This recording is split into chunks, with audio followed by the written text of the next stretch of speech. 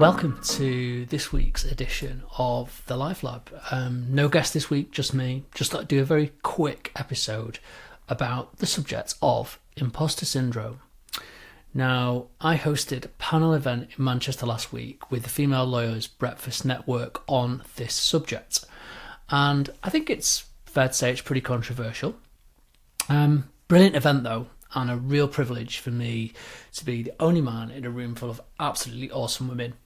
Got me really thinking though about what imposter syndrome is, and does it really exist, or is it something that's just part of being human? So if you've ever found yourself thinking, I don't belong here, or everyone's going to find out I'm a fraud, then congratulations, you're a human.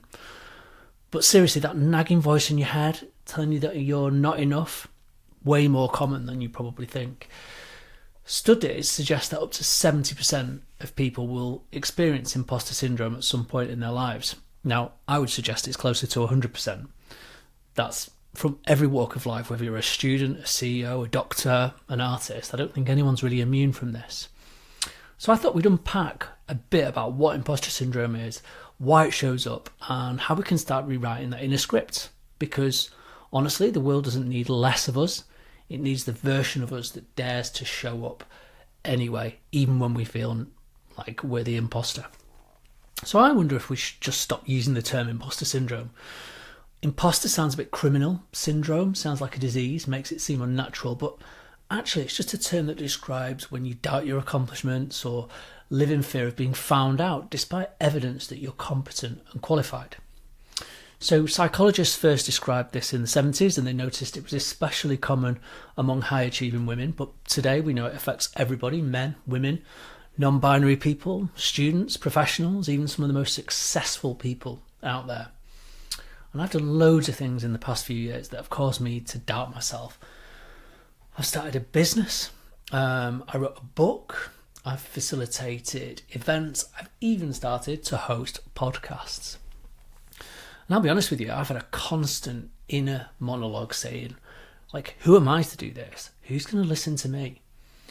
And throughout everything, I've questioned whether it was good enough, whether I was good enough. And although I've had lots of great feedback, it's still difficult to accept that I'm making progress and doing good in the world. So where does this feeling actually come from? It's a mix of factors. So things like family expectations, social conditioning, for perfectionism, the highlight reel culture we see on social media, where we compare our messy behind the scenes to someone else's polished final cut, and we assume that they've got it all figured out. And add to that the pressure to constantly prove ourselves, and that can really fuel self-doubt. But here's a reframe that I really like. Feeling like an imposter doesn't mean you're a fraud, it means you're growing.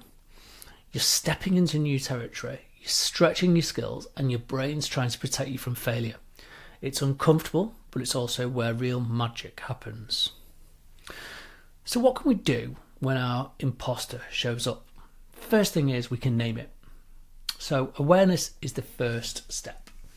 When you catch yourself thinking, I don't belong, or I'm not enough here, like, pause and say, imposter voice, I see you, I hear you.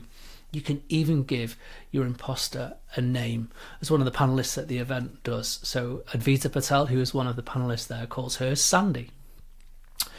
You can keep a wins journal, so write down the things you've done well, big or small. You're building a case file of evidence that says, yes, you are capable and you are enough. We don't reflect on our achievements enough. Talk about it. So imposter syndrome thrives in silence.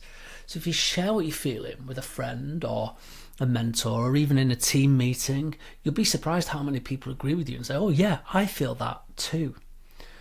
And finally, redefine success. So perfection isn't the goal, impact is, connection is, showing up is.